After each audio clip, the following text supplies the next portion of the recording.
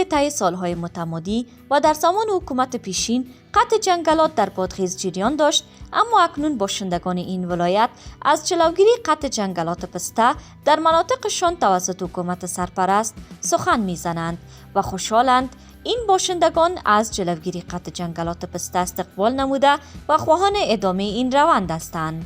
غوث الدین، یک تن از باشندگان ولسوالی آب کمری این ولایت، میگوید: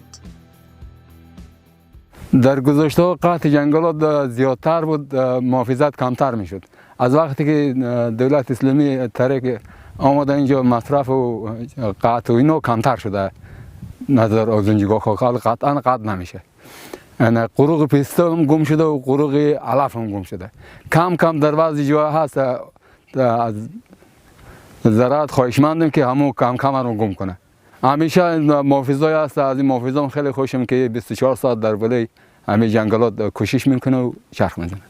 که امارت اسلامی آمده جنگل خوب محافظت میشه.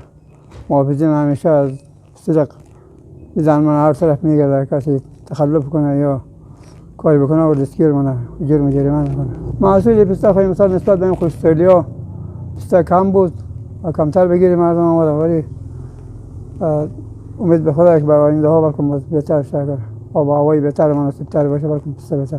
اینکه امارت اسلامی آمده قرقا به هم خورد، هر کس میتونه از پسته استفاده درستی بکنه. تشکر از شما. در قسمت محافظت جنگل باید بگوییم که 2 سال میشه از که امارت اسلامی روی کار شده محافظت جنگل به طور درست و کامل پیش میره. یعنی محافظین یک توجیه خاصی در این راستا داره.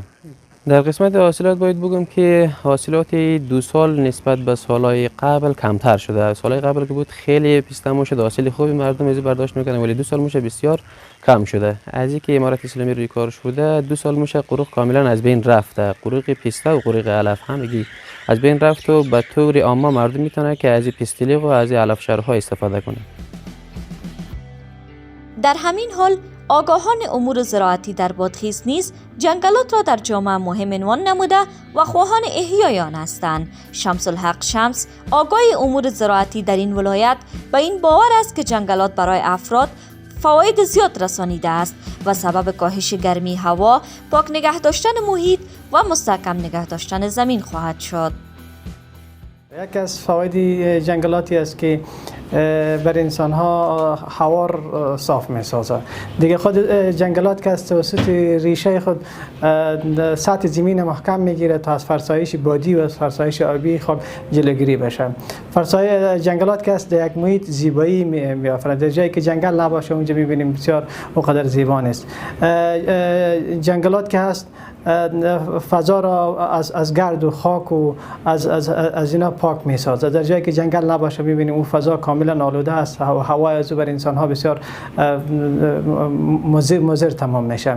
یکی از فواید دیگه جنگلاتی هستند که کربنی که هوا هستند که او کربن در گرم شدن هوا تاثیر میگذاره. مثلا کلایمت چنجز یا تغییرات آب و هوا به وجود میاد. این کم شدن گازات مضر باعث میشن که تا تغییرات آب و هوا جلوشن که امروز یک مسئله بسیار جدی در سطح دنیا به وجود آمدن که اینا تمام دنیا کوشش به این میکنن که تا چطور این گازات مضر را از فضا کم کنن تا مشکل گرم شدن کره زمین حل بشه. و در مردم در قبال از این مسئولیت دارن که تا در حفظ جنگلات سهم بگیرن. به خاطر اینکه دولت نمیتونه تنها مسئولیت داشته باشن که جنگلات را محافظت بکنن. با این همه مسئولان در ریاست زراعت آبیاری و مالداری بادغیس میگویند که از قطع جنگلات جلوگیری میکنند.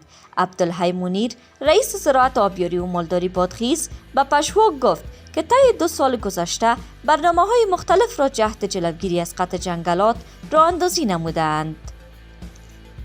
الحمدلله امارت اسلامی په دې اکل ډیر ښه کردار ادا کړی دی، ځکه په 2 کال کې جنگلاتو حفاظت ډیر شوی دی.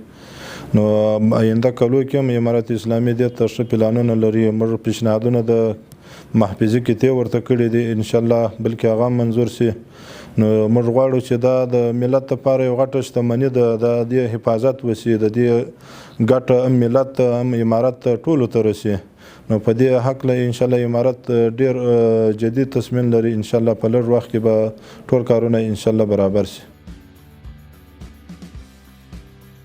قابل تذکر است که هرچند در گذشته جنگلات پسته بادخیز 90,000 هکتار زمین گفته می شد، اما آل ریاست زراعت بادخیز این آمار را رد کرده و آمار مشخص را ارائه نکرد. آژانس خبری پژواک انعکاس دهنده حقایق